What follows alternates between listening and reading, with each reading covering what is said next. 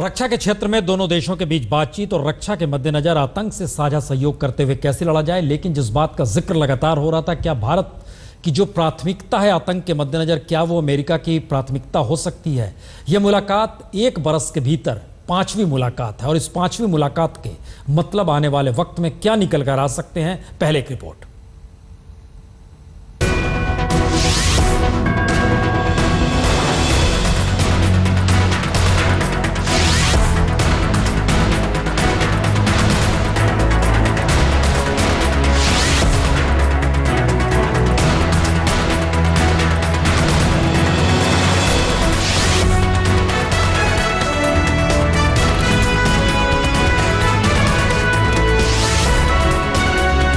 अमेरिकी राष्ट्रपति ओबामा के साथ प्रधानमंत्री मोदी की साल भर में 5 मुलाकात, 3 सीधी तो एक एशियान और एक G20 में। तो क्या अमेरिका के साथ रणनीतिक तौर पर संबंधों की नई दिशा में मोदी कदम बढ़ा रहे हैं, या फिर सामरिक तौर पर अब भारत को लगने लगा है कि अमेरिका से निकटता उसके लिए कहीं ज्यादा लाभदायक है? हो जो भी, लेकिन अमेरिका से निकटता 2 स्तर पर सीधा असर दिखाएगी। पहला, पाकिस्तान के साथ आतंक के सवालों को जूझते हुए भारत को अमेरिका का साथ चाहिए, और दूसरा, हथियार खरीद में रूस की जगह अमेरिका का साथ क्या भारत को चाहिए?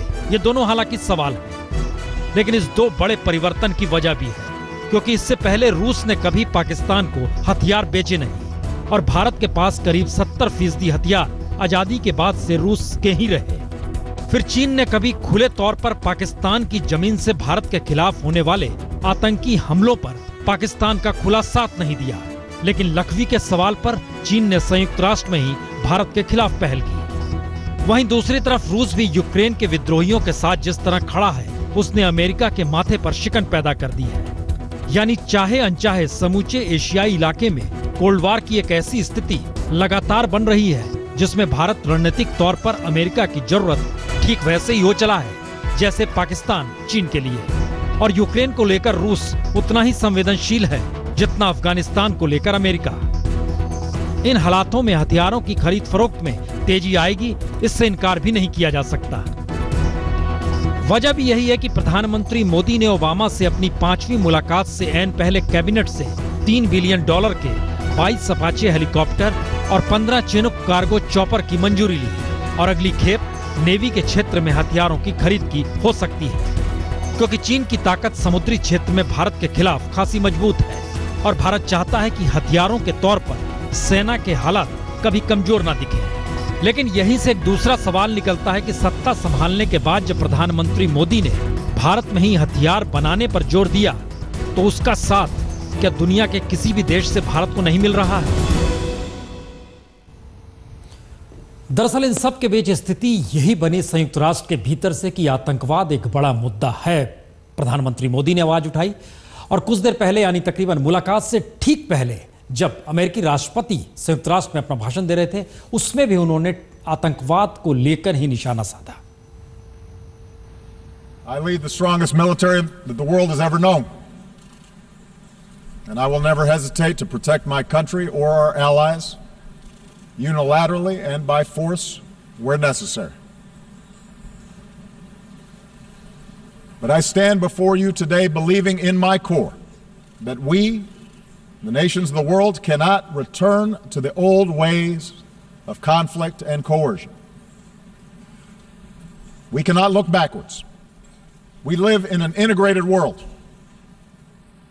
one in which we all have a stake in each other's success. We cannot turn back those forces of integration.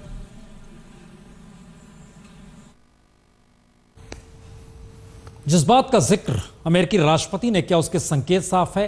आतंकवाद एक बड़ा मुद्दा इस दुनिया के भीतर में आकर खड़ा हो गया है, लेकिन भारत की मुश्किल दूसरी है। भारत जिस लहजे में पाकिस्तान की जमीन से होने वाले आतंकवाद से लड़ाई लड़ रहा है, एक तरफ अफगानिस्तान है, उधर सीरिया या कहीं ऐसे इसका मसला जो उठ खड़ा है, और कश्मीर में जो कुछ नजर आ रहा है उससे भारत के भीतर भी बेचैनी है। क्या यह माना जाए कि संयुक्त राष्ट्र अगर कोई परिभाषा आतंकवाद को लेकर नहीं दे पा रहा है, जिसका जिक्र खुद प्रधानमंत्री मोदी ने किया, तो उसका मतलब यह भी है कि संयुक्त राष्ट्र में जिनके पास वीटो पावर है वो नहीं चाहते हैं। अमेरिका, रूस, चीन, फ्रांस, ब्रिटेन, जी यह भी गजब है। दुनिया के जो 5 देश सबसे ज्यादा हथियार बेचते हैं वही सुरक्षा परिषद के अस्थायी सदस्य हैं। और हथियारों की जरूरत मौजूदा वक्त में दुनिया को आतंकवाद से लड़ने के लिए चाहिए। शायद इसीलिए प्रधानमंत्री मोदी ने आतंकवाद को लेकर संयुक्त राष्ट्र की भूमिका पर भी सवाल उठाए। यूएन की 70वीं वर्षगांठ बनाई जा रही है, लेकिन अभी तक यूनाइटेड नेशन टेररिज्म की डेफिनेशन नहीं कर पाया है। कौन टेररिस्ट है, कौन मानवतावादी है, कौन टेररिस्ट के साथ खड़ा है, कौन मानवता के साथ खड़ा है, ये विश्व में तय हो जाना चाहिए। तो सवाल यही है कि क्या आतंक को लेकर संयुक्त राष्ट्र कोई वैश्विक नीति बना नहीं पा रहा या फिर बनाना नहीं चाहता, क्योंकि संयुक्त राष्ट्र के 5 अस्थायी सदस्यों की जरूरत हथियारों को बेचने की है और भारत इन्हीं 5 अस्थायी देशों के अलावे सिर्फ जर्मनी और स्वीडन से ही हथियार खरीदता है। हालांकि अब इजराइल भी इसमें शामिल हो चला है। ध्यान दें तो भारत के लिए सबसे मुश्किल सबब यही हो चला है कि उसे हथियार चाहिए और कोई भी देश भारत में अपनी तकनीक के साथ हथियार के कारखाने खोलने को तैयार नहीं।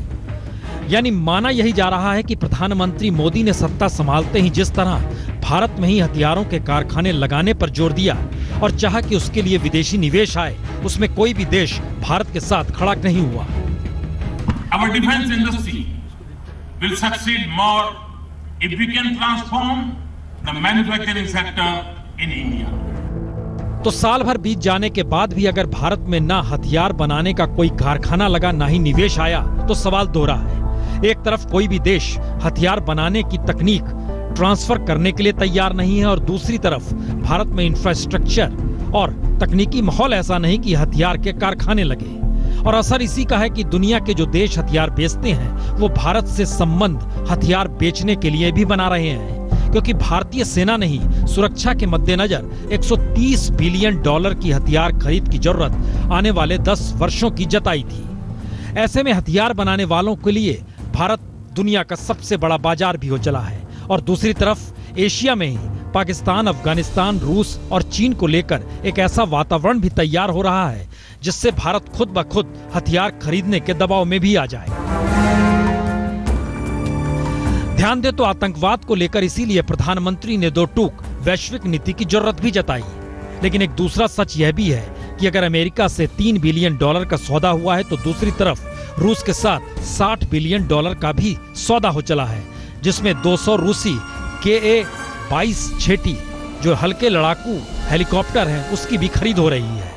और इन सब के बीच Afghanistan, Pakistan, Syria, Iraq, Ukraine और कोरिया के हालातों ने दुनिया में हथियारों की नई होड़ शुरू भी की है और इसी के मद्देनजर अंतर्राष्ट्रीय संबंधों की नई डोर हथियारों की खरीद फरोख्त के साथ भी आगे बढ़ रही है।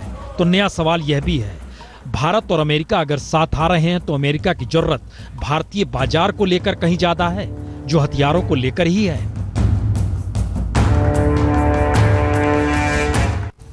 दरअसल आतंकवाद शब्द तो कहा जाता है, लेकिन भारत जिन मुश्किल हालातों से गुजर रहा है उसमें अमेरिका क्या भारत के साथ वाकई खड़ा होगा? प्रधानमंत्री मोदी रवाना हो जाएंगे और कल दिल्ली में होंगे, लेकिन उसके तुरंत बाद संयुक्त राष्ट्र में पाकिस्तान के प्रधानमंत्री नवाज शरीफ का भाषण होना है। वो कश्मीर का जिक्र करेंगे। इसका जिक्र वो निकलते वक्त कर चुके हैं और कश्मीर के भीतर इस मौके पर क्यों लोग यूनाइटेड नेशन की तरफ देख रहे हैं, यह देखिए खास रिपोर्ट। प्रधानमंत्री मोदी की मुलाकात तो ओबामा से हो गई, लेकिन पाकिस्तान के पीएम नवाज शरीफ से कोई मुलाकात अभी तक ओबामा की हुई नहीं है। लेकिन यह सवाल बड़ा होता जा रहा है कि अगर एक तरफ मोदी ने आतंकवाद का सवाल संयुक्त राष्ट्र में उठाया है तो क्या नवाज शरीफ आतंकवाद पर खामोशी बरतेंगे और कश्मीर का मुद्दा संयुक्त राष्ट्र में उठाएंगे? तो ऐसे में भारत जवाब क्या देगा?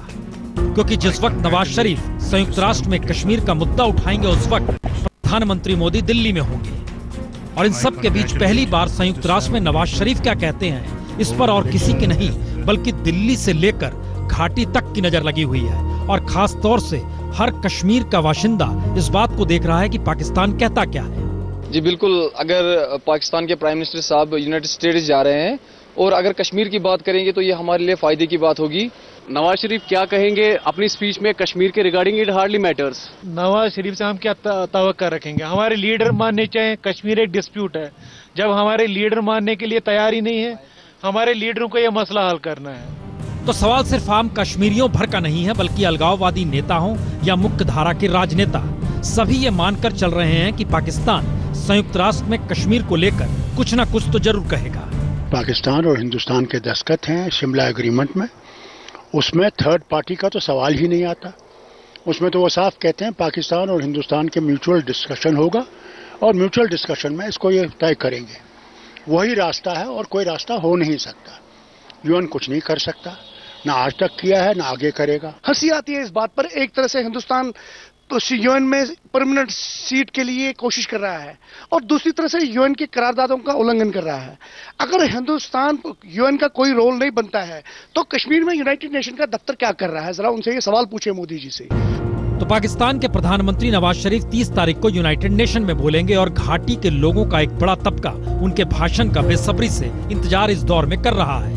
लेकिन जो तबका मोदी के साथ खड़े होकर विकास का पाठ पढ़ना चाहता है, उसे विकास की दौड़ में खड़े रखने की पहली जरूरत यानी इंटरनेट उसी दौर में नसीब नहीं हुई जब उसे सबसे ज्यादा जरूरत महसूस हो रही थी। इसलिए वो खासा नाराज भी है, क्योंकि घाटी के हजारों लोगों के कारोबार को नेट से पहचान भी मिल रही है और पैसा भी। लेकिन सिर्फ आशंका के चलते 77 घंटे घाटी में नेट ठप कर दिया गया तो जनता में अब आक्रोश है और मोदी सरकार को लेकर आशंका भी, क्योंकि मोदी तो विकास का ही पाठ वाराणसी से कैलिफोर्निया तक पढ़ाते रहे हैं और वो पाठ है सबका साथ सबका विकास।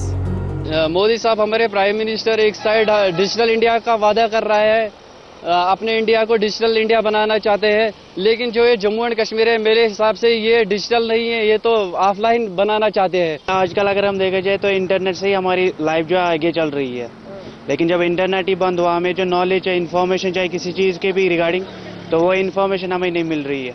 एक साइड से प्राइम मिनिस्टर जी बोल रहे हैं कि हम डिजिटल इंडिया बनाएंगे, ऊपर से यहाँ JNK में 72 आवर्स का इंटरनेट बैन लगा दिया, ब्लॉकेड कर दिया। वहाँ से सबसे ज़्यादा प्रॉब्लम हमें ही होगी स्टूडेंट्स को।